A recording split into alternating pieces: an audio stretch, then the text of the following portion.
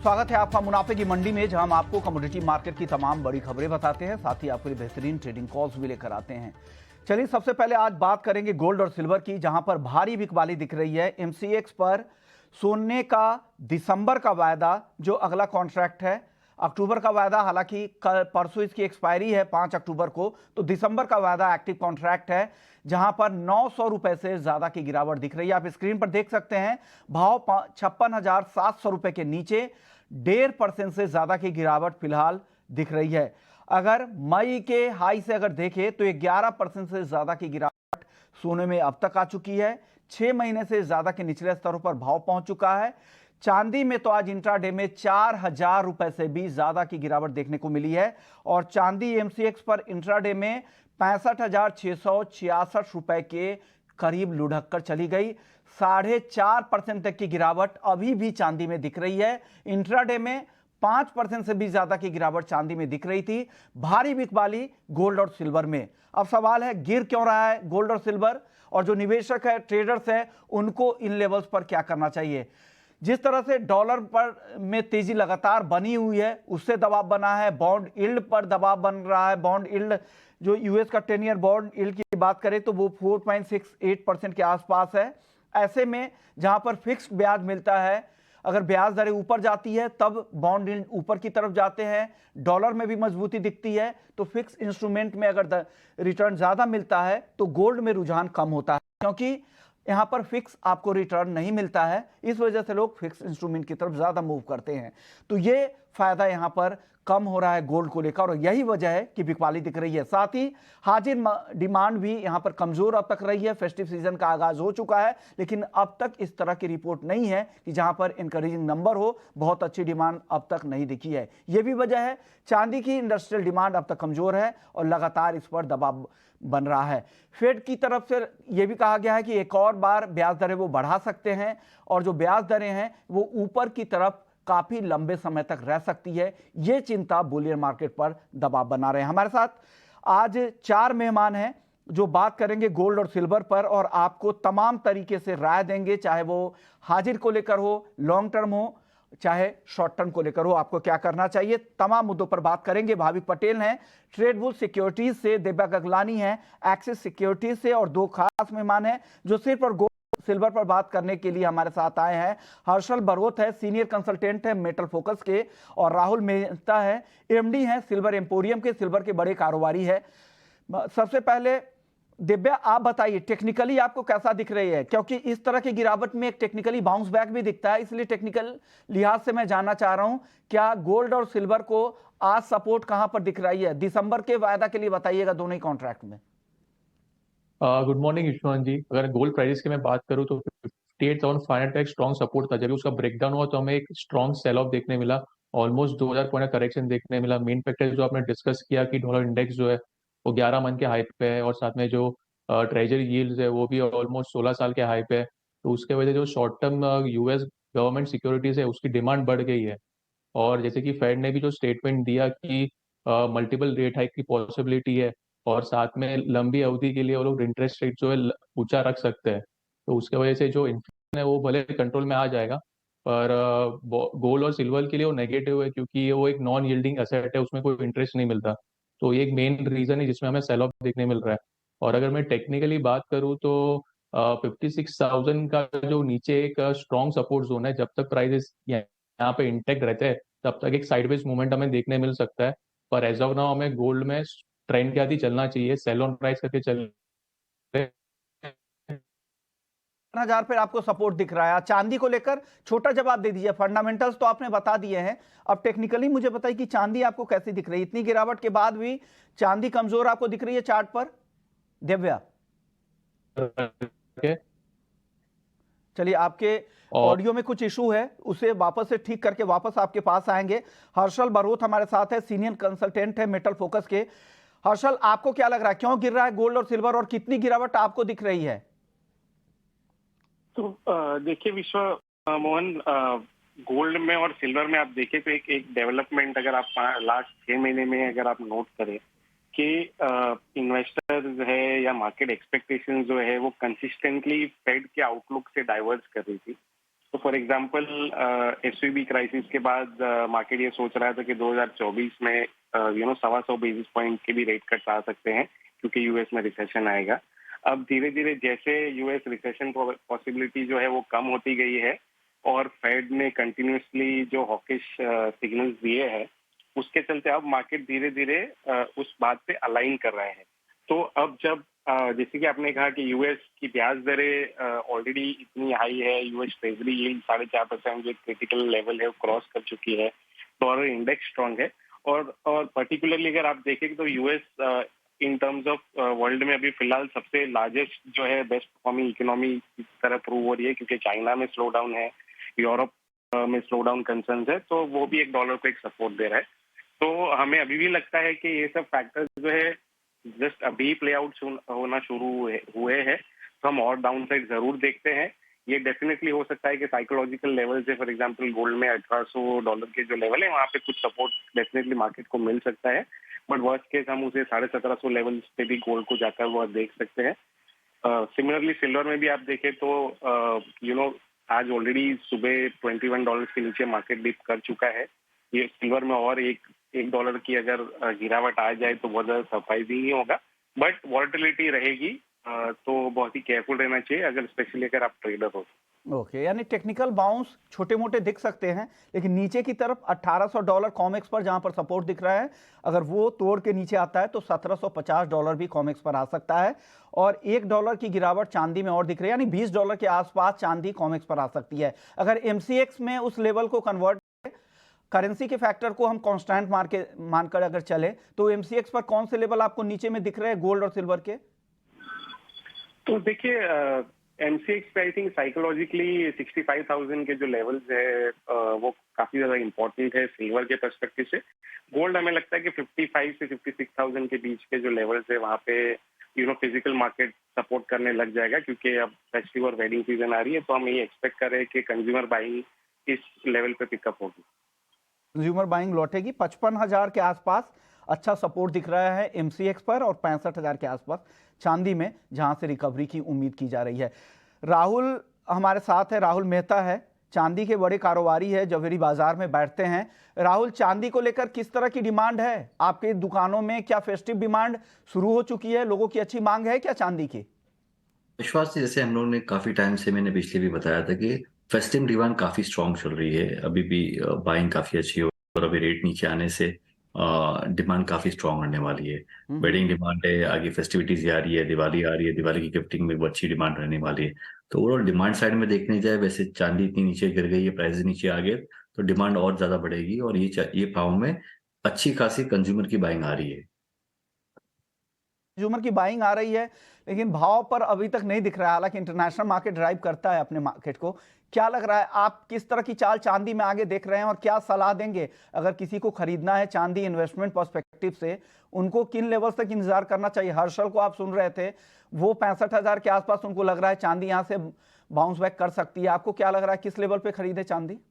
मेरा भी पर्सनली ध्यान 65,000 लेवल का काफी स्ट्रांग है, वहां पे अच्छी खासी बाइंग आनी चाहिए। मगर इस बार ये देखना चाहिए कि जो ऊपर के भाव में इन्वेस्टमेंट डिमांड काफी कम थी, तो इस बार इन्वेस्टरों ने पैसा नहीं खोया है चांदी में। जैसे ऊपर के भाव में 73, 74 में इन्वेस्टमेंट डिमांड ओवरऑल मार्केट में बहुत कम थी, तो 65,000 के आसपास अगर चांदी के लेवल्स आते हैं तो अच्छी बाइंग बन सकती है लॉन्ग टर्म के हिसाब से। ओके, यानी दोनों एक्सपर्ट्स को लग रहा है कि 65,000 के आसपास चांदी आपको खरीदना चाहिए। शुक्रिया हर्षल आपका और राहुल जी आपका, आप लोगों ने वक्त निकाला और बताया गोल्ड और सिल्वर में क्या करना चाहिए, किन लेवल्स के पास आपको एंट्री करनी चाहिए, एक लेवल्स बता दिए। अब भाविक के पास चलते हैं। भाविक, आप बताइए गोल्ड और सिल्वर इन दोनों पर आपकी राय क्या है? गुड मॉर्निंग विश्वमन जी। देखिए, अगर इंट्राडे की बात है तो अगर जब भी बड़ा गैप अप या गैप डाउन आता है तो उसके बाद थोड़ा लेवल्स देखना भी थोड़ा डिफिकल्ट रहता है और कॉल लेना भी डिफिकल्ट रहता है। हालांकि चांदी अभी भी मुझे लग रहा है कि थोड़ी बहुत और वीक हो सकती है, बट डेली में देखें तो दोनों गोल्ड और सिल्वर में ओवरसोल्ड में जरूर से आ चुका है। तो आई थिंक गोल्ड मुझे थोड़ा सा पॉजिटिव लग रहा है। आई वुड से कि गोल्ड अगर दिसंबर कॉन्ट्रैक्ट नीचे अगर आता है 56,500 के करीब, तो एक बार शॉर्ट लॉन्ग पोजीशन बना सकते हैं 56,750 के टारगेट के लिए और स्टॉप लॉस रख सकते हैं 56,50 का। और ये छोटी क्वांटिटी मैं रिकमेंड करूंगा क्योंकि आज अच्छे खासे हमने फॉल देखी है, तो यहाँ से अभी शॉर्ट नहीं बन रहे। अगर शॉर्ट किसी को करना भी है तो आई थिंक थोड़ा बाउंस आता है तो, बट करंट लेवल से मैं बोलूंगा कि थोड़ा डिप मिलता है, एक बार आप लॉन्ग कर सकते हैं। यानी डिप पर खरीदारी की सलाह है। लेकिन जो अच्छा सपोर्ट के लेवल्स अभी एक्सपर्ट जैसे बता रहे थे, 55,000 के आसपास गोल्ड को काफ़ी अच्छा सपोर्ट है, और 65,000 पर चांदी को, जहां पर लग रहा है जो सप्लाई जोन है वहां पर अच्छी सप्लाई आ सकती है ब्रॉडर पर्सपेक्टिव से। और ये जो भाविक या दिव्या बता रहे हैं आपको, टेक्निकली आज के लिए इंट्राडे के लिए अगर आप ट्रेडर हैं तब इस कॉल पर आप ध्यान दें और बिना स्टॉप लॉस के कोई भी ट्रेड ना करें। चाहे जो दिव्या के कॉल आपके स्क्रीन पे देख रहे हैं या भाविक के, दोनों कॉल आपके सामने यहाँ पर दिख रही है। प्योरली टेक्निकल बेसिस पे ये दोनों कॉल हैं। चलिए अब बात कर लेते हैं मॉनसून को लेकर। हमारे साथ एक खास मेहमान जुड़ गए हैं, मृत्युंजय महापात्र हैं, डीजी हैं आईएमडी से। शुक्रिया सर, आपने वक्त दिया ईटी नाउ स्वदेश को। सर, हमारा 2 साल भी पूरा हो रहा है, कल हम 2 साल के हो गए हैं ईटी नाउ स्वदेश। इस पर आप हमारे दर्शकों को क्या संदेश देना चाहेंगे सर? मैं आपके माध्यम से दर्शकों को बधाई देना चाहता हूं कि ईटी नाउ 2 साल अभी कंप्लीट हो रहा है, और आप सभी को भी हमारा हार्दिक अभिनंदन 2 साल पूर्ण होने पर। ओके, शुक्रिया सर। सर अब बात कर लेते हैं मॉनसून की। सर 5 साल में सबसे कम बारिश हुई है, क्या लग रहा है आप कौन से ऐसे फैक्टर थे? एल नीनो की चिंता थी या कुछ और? किस वजह से मॉनसून में इतनी कमी देखने को मिली सर इस बार? मैं तो ऐसे बोलूंगा कि इस बार अच्छा ही बारिश हुआ है। आपको ऐसे सच है कि 6% एग्जैक्ट तो 5.6% कम बारिश हुआ है, इतना बारिश यूजुअली होता है। और अब देखें कि जो डिस्ट्रीब्यूशन रहा कंट्री में, सिर्फ ईस्टर्न इंडिया की कुछ हिस्से जैसे कि ईस्ट यूपी, बिहार, झारखंड और गेंजरी वेस्ट बंगाल छोड़ के, और सभी जगह पे लगभग अच्छा बारिश हुआ है। और कुछ इलाका रहा जैसे कि interior part of south Karnataka और केरला की कुछ हिस्सा, वहां भी रेनफॉल रहा है। और आप देखेंगे ये जो साल था, इसमें एक थ्रेट था कि एल नीनो डेवलप हो रहा है, और एल नीनो डेवलप हुआ। लोग सोच रहे थे, एक मन में एक शंका था कि रेनफॉल डेफिशिएंट हो जाएगा, और रेनफॉल डेफिशिएंट हुआ नहीं, रेनफॉल अच्छा रहा। इसका वजह यही रहा कि जो नेगेटिव इम्पैक्ट एल नीनो का था, इसको काउंटर करने के लिए बहुत सारे लो प्रेशर सिस्टम डेवलप हुआ। 15 लो प्रेशर सिस्टम डेवलप हुआ मानसून सीजन पे, जिसकी वजह से ये अच्छा बारिश हुआ। इसके साथ साथ टोटल नंबर ऑफ डेज देखें लो प्रेशर सिस्टम का, ये 55 डेज के लो प्रेशर सिस्टम होता है नॉर्मली, और इस बार 65 डेज लो प्रेशर सिस्टम रहा। तीसरा बात यह है कि जो एक मेडेंजुलियन ऑसिलेशन होता है, वो ऑसिलेशन इस बार जुलाई और सितंबर महीना में बहुत एक्टिव रहा, जिसकी वजह से जुलाई और सितंबर महीना में बहुत अच्छा बारिश हुआ, एक्सेस रेनफॉल हुआ। और जून और अगस्त महीना में ये अनफेवरेबल रहा, इसके लिए कम बारिश हुआ। तो मैं ये बोलूंगा कि एल नीनो के अलावा जो मेडेंजुलियन ऑसिलेशन है वो फेवरेबल रहा जुलाई और सितंबर में, और इसके साथ साथ जो इंडियन ओशन डाइपोल है वो भी सितंबर महीना में पॉजिटिव हो गया, जो भी एल नीनो का इम्पैक्ट को काउंटर किया। और थर्ड रहा कि लो प्रेशर सिस्टम्स। तो इसके लिए जो हम पहले हमारा जानकारी दिए थे अप्रैल 11 तारीख को, उसमें बताए थे कि जरूर एल नीनो डेवलप होगा, और इसका जो डेफिशिएंट रेनफॉल कराने का जो इम्पैक्ट है, इसको काउंटर करने के लिए ऐसे सर्कुलेशन डेवलप होगा, और ऐसे ही फाइनली हुआ है। ओके महापात्र सर, अब आपसे मेरा अगला सवाल होगा अक्टूबर को लेकर। कई सारे ऐसे राज्य हैं जहां पर अभी भी फसलें खड़ी हैं, हार्वेस्टिंग नहीं हो रही है। क्या लग रहा है अक्टूबर में किन इलाकों में बारिश हो सकती है? अभी तो अक्टूबर में देखिए कि बारिश अच्छा हो रहा है आपका ईस्टर्न इंडिया में और नॉर्थ ईस्टर्न स्टेट्स में। सो ईस्ट यूपी शुरू करके बिहार, झारखंड, छत्तीसगढ़, उड़ीसा, वेस्ट बंगाल और नॉर्थ ईस्टर्न स्टेट्स, इसमें अच्छा बारिश हो रहा है, क्योंकि एक लो प्रेशर एरिया जो डेवलप हुआ, इसकी वजह से बारिश हो रहा है। इसके साथ साथ जो साउथ पेनिनसुलर एरिया है, वहां भी एक लो प्रेशर सिस्टम डेवलप हुआ, डिप्रेशन होते हुए साउथ को कंट्रोल किया, इसकी वजह से भी साउथ पेनिनसुलर एरिया में बारिश हो रहा है। मगर इसका ये जो नॉर्थ ईस्टर्न स्टेट्स ईस्टर्न बारिश में अगले 3 दिन के लिए भी जारी रहेगा। और अक्टूबर महीना का जो हमारा पूर्वानुमान है, इसमें यही है कि जो सदर्न इंडिया है, जहां बारिश जरूरत होता है, इसमें बारिश होगा। आपको पता है कि जो साउथ ईस्ट मानसून लगभग 15 अक्टूबर तक रिट्रीट कर जाता है, और फिर नॉर्थ ईस्ट मानसून एडवांस करता है। और नॉर्थ ईस्ट मानसून की वजह से साउथ ईस्ट पेनिनसुला जैसे कि तमिलनाडु, पुडुचेरी, साउथ आंध्र प्रदेश, साउथ कर्नाटक, केरला में अच्छा बारिश होता है। हमारे पूर्वानुमान है कि अक्टूबर महीना और अक्टूबर दिसंबर महीना में भी ये एरिया में नॉर्मल बारिश रहेगा। सो जो एलिनो ईयर्स की बात आ रहा था, एलिनो ईयर्स में यूजुअली दिखाया गया पास्ट में कि तमिलनाडु, पुडुचेरी वगैरह एरिया में अच्छा बारिश होता है। ओके तो इसलिए ये जो एरिया यूजुअली ज्यादा बारिश मिलता है, वहाँ इस बार अच्छा बारिश होने का पूर्वानुमान भी है। और नॉर्थ वेस्ट इंडिया की बात करें, नॉर्थ वेस्ट इंडिया में यूजुअली ज्यादा बारिश होता ही नहीं अक्टूबर में, क्योंकि मानसून विड्रॉ होता है इस पीरियड में। ऑलरेडी मानसून विड्रॉ हो चुका है नॉर्थ वेस्ट इंडिया में। आज लगभग most parts of north east India में विड्रॉ हो चुका है। वेस्ट सेंट्रल इंडिया जैसे गुजरात के बहुत सारे हिस्सा से भी मानसून विड्रॉ हो चुका है। ओके तो इसलिए मानसून की वजह से जो बारिश होने वाला है वो अक्टूबर महीने में तो नॉर्थ ईस्ट इंडिया में होगा नहीं, और कभी कभी वेस्टर्न डिस्टर्बेंस पैसेज होते हुए कहीं कहीं बारिश हो सकता है। हमारा जो पूर्वानुमान है इस बार कि सेंट्रल इंडिया माने गुजरात, मध्य प्रदेश वगैरह जो एरिया है उस एरिया में बारिश नहीं होगा, डेफिशिएंट रेनफॉल रहेगा अक्टूबर में, और नॉर्थ वेस्ट इंडिया में और साउथ ईस्ट पेनिनसुलर इंडिया में नॉर्मल रेनफॉल रहेगा। और अक्टूबर महीना में जो ईस्टर्न इंडिया और नॉर्थ ईस्टर्न स्टेट्स है वहाँ नॉर्मल से एबो नॉर्मल रेनफॉल रहेगा। ओके महापात्र सर, अब आपसे मेरा दो सवाल होगा। एल नीनो कब तक एक्टिव रहेगा अगले साल में, और दूसरा सवाल होगा मॉनसून की वापसी को लेकर, पूरे देश में कब से मॉनसून सीजन की वापसी हो जाएगी? हालांकि वापसी शुरू है, पूरी तरह से कब तक ये पूरा सीजन खत्म हो सकता है? 30 सितंबर तक का तो एक सीजन होता है, लेकिन जो रिट्रीवल होता है, जो वापस जाने में देरी होती है। पहले मैं विड्रॉल के बारे में बता दूं आपको। विड्रॉल यूजुअली सितंबर 17 में शुरू होता है साउथ वेस्ट राजस्थान से। इस बार सितंबर 25 में विड्रॉल शुरू हुआ, और अक्टूबर 15 के आसपास पूरी कंट्री से मानसून विड्रॉ हो जाता है। और अभी जो विड्रॉल हुआ है, थोड़ा लेट विड्रॉल चल रहा है नॉर्थ वेस्ट इंडिया में अभी, और एक लो प्रेशर सिस्टम जो है अभी ईस्टर्न इंडिया में, इसकी वजह से भी विड्रॉल और थोड़ा डिले होगा सेंट्रल इंडिया और ईस्टर्न इंडिया में। और जो नॉर्मल डेट है मुझे लगता है कि इससे थोड़ी से लेट में मानसून विड्रॉल होगा कंट्री से, और इसके बाद नॉर्थ ईस्ट मानसून एडवांस होगा साउथ ईस्ट पेनिनसुलर इंडिया। जो एलिनो की बात आपने किए हैं कि एलिनो का जो हमारा पूर्वानुमान है जो हम जारी किए हैं 30 सितंबर को, इसके हिसाब से एलिनो कंडीशन जो मॉडरेट कंडीशन है वो मॉडरेट टू स्ट्रांग कंडीशन जारी रहेगा इस साल। इसके बाद भी अप टू स्प्रिंग यानी up to March next year भी एलिनो कंडीशंस रहेगा। और एलिनो कंडीशंस रहने से इसका इम्पैक्ट यही है कि अभी तो ये जो सीजन है इसमें बारिश के बारे में बता दें कि साउथ ईस्ट पेनिनसुला में यूजुअली अच्छा बारिश होता है एलिनो ईयर्स में। दूसरा ये है कि जो साइक्लोन्स वगैरह डेवलप होता है बे ऑफ बंगाल में, एलिनो ईयर्स में इसका फ्रीक्वेंसी और इंटेंसिटी यूजुअली कम होता है, और सदर्न पार्ट्स ऑफ इंडिया में एलिनो ईयर में ज्यादा साइक्लोन इम्पैक्ट होता है। और यहाँ नॉर्थ वेस्ट इंडिया और सेंट्रल इंडिया की बात करें, वहाँ टेम्परेचर का इम्पैक्ट होता है।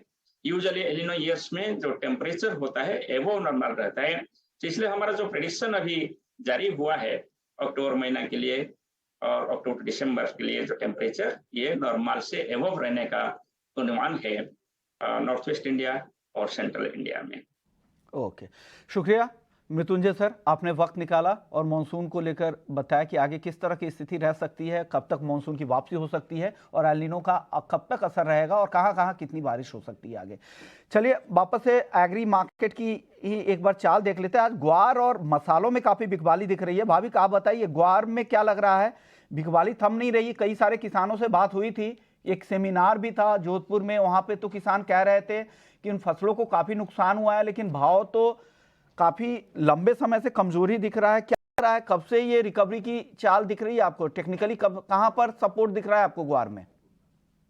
आई थिंक थोड़ा सरप्राइजिंग है कि जैसे आपने भी बताया, और ग्राउंड रिपोर्ट भी है कि काफ़ी अगर यील्ड अगर देखें तो उसमें कम ही रहा है, और काफ़ी पाक जो है नुकसान हुआ है, बट उसकी वजह से उसके बावजूद भी अगर देखें तो प्राइसेस नीचे ही जा रहे हैं। तो मुझे लग रहा है कि अगर टेक्निकली भी देखें तो एक सपोर्ट 5300 का आ रहा है, क्योंकि पहले भी हमने लेट जुलाई में देखा था कि वहां से एक रैली अच्छी खासी शुरू हुई थी 6600 तक के लिए। तो मुझे लग रहा है कि एटलीस्ट इंट्राडे नहीं, बट अगर पोजिशनली किसी को ट्रेड करना है तो मुझे लग रहा है कि बॉटम शायद 5300 के करीब आ सकता है। तो एक बार 5300 के करीब आता है तो 3 से 4 दिन के ट्रेड के लिए कोई लॉन्ग कर सकता है 5200 के स्टॉप लॉस से। और ऊपर मुझे लग रहा है कि वापस टारगेट 56 से 5700 तक रख सकता है। तो यहाँ से और लग रहा है कि 100 रुपए की नीचे की चाल आ सकती है, तो 5300 पे एक अच्छा बेस बन रहा है, 5300 के करीब लॉन्ग कर सकते हैं। ओके, तो ये है। लेकिन अब तक जो सेमिनार की यही थी, एक राय नहीं थी। हालांकि किसानों की राय एक थी। 90% किसानों ने माना कि फसलें खराब है। बारानी एरिया जहां पर 90% 80% खेती होती है राजस्थान के ग्वार की, वहां फसलों को काफी नुकसान हुआ है। कई सारे किसान तो ऐसे भी थे, उन्होंने 60-70% तक के नुकसान की भी बात कही थी। लेकिन जो फंडामेंटल एनालिस्ट थे, उनकी बातों से यही लग रहा था कि अभी भाव जो क्लैरिटी आएगी उसके बाद ग्वार चल सकता है। 15-20 दिनों में क्लैरिटी आ जाएगी कि किस तरह की फसल है, उसके बाद ग्वार की असल चाल का पता लग पाएगा। चलिए मसालों की बात कर लेते, फटाफट से भाभी छोटे छोटे जवाब दीजिएगा। हल्दी आज काफी कमजोर दिख रही है, जीरा 2% कमजोर है, हल्दी करीब 2.5% से 3% कमजोर है, धनिया आधा % गिर रहा है। मसालों में इतनी गिरावट अब क्यों आ गई है? कि ओवरऑल अगर हम देखें एग्रो में तो सेलिंग आ रही है, तो यही एक बात है। बाकी अगर फंडामेंटल देखें तो मुझे नहीं लग रहा है कि कोई भी डिफरेंस है। तो अभी भी अगर ये भी करेक्शन है तो I think it is a buying opportunity. तो टर्मरिक जैसे हल्दी है तो वो 13,400 के करीब अगर आता है तो मैं लॉन्ग की रिकमेंडेशन करूंगा 14,000 के टारगेट के लिए, और स्टॉप लॉस रहेगा 13,000 का। और धनिया की बात करें तो धनिया में भी मुझे लग रहा है कि ये जो गिरावट है आई थिंक और थोड़ी 6700 तक आ सकती है। तो अगर वहां पे 6700 के करीब आती है तो लॉन्ग कर सकते हैं 6800 के टारगेट के लिए, और स्टॉप लॉस रख सकते हैं 6650 का। तो दोनों में मुझे लग रहा है कि आज के दिन थोड़ी गिरावट आ सकती है। बट अगर बाइंग करना है तो थोड़ा करेक्शन के लिए वेट कीजिए, वहां पे एक अपॉर्चुनिटी मिलेगी। ओके, चलिए अब वापस से नॉन एग्री मार्केट का रुख कर लेते हैं। आज बेस मेटल्स काफी गिर रहा है। दिव्या आप बताइए, चौतरफा बिकवाली है, 3-3% तक की गिरावट दिख रही है, क्यों गिर रहे हैं, क्या करना चाहिए? छोटा जवाब दीजिएगा, अपने कॉल्स भी बता दीजिएगा साथ में। बेस मेटल की बात करूँ तो कल जैसे कि फेड ने हॉकी स्टेटमेंट दिया था, उसके वजह से हमें एक सेल ऑफ देखने मिला कॉपर के अंदर और बाकी भी बेस मेटल में। और इन्वेंट्रीज की मैं बात करूँ तो एलएमए में काफी बढ़ गई है, तो एक नेगेटिव साइन है कॉपर के लिए। तो कॉपर हम सेल ऑन राइज करके चल सकते हैं, 707 के आसपास सेल करके चले, स्टॉप लॉस हम 700 का रखें और टारगेट नीचे में 703 का मेंटेन करें। और जिंक की मैं बात करूँ तो जिंक में एक स्ट्रेंथ अभी भी दिख रहा है, ब्रेकआउट जोन के आसपास वापस से मिला है हमें। तो 225 के आसपास बाय करके चल सकते हैं, स्टॉप लॉस हम 223.50 का रखें और टारगेट ऊपर में 227 का मेंटेन करें। ओके, यानी जिंक खरीदना है, कॉपर अभी भी बेचना है, लेकिन उछाल पर बेचना है आपको। भाविक आप क्या सलाह देंगे मेटल्स में, कोई पिक आज के लिए? मुझे भी कॉपर थोड़ी वीक ही लग रही है, तो मैं भी कॉपर अराउंड 706-707 के करीब अगर जाता है तो शॉर्ट की रिकमेंडेशन करूंगा 700 के टारगेट के लिए, और स्टॉप लॉस रहेगा 709 का। नहीं, कॉपर बेचना, दोनों की सलाह है। इनको कमजोर लग रहा है लेकिन करेंट लेवल पे आपको नहीं बेचना है, यहां से 4 रुपए ऊपर जाए तब बेचने की सलाह दोनों एक्सपर्ट्स की है, ताकि रिस्क कम रहे, रिवॉर्ड बेहतर आपके लिए हो। क्रूड की बात कर लेते हैं। क्रूड की भी तेजी अब गायब होती दिख रही है, $90 के नीचे अब ब्रेंट क्रूड का भाव आ गया है। एमसीएक्स पर किसी को ट्रेड करना है तो क्या सलाह है?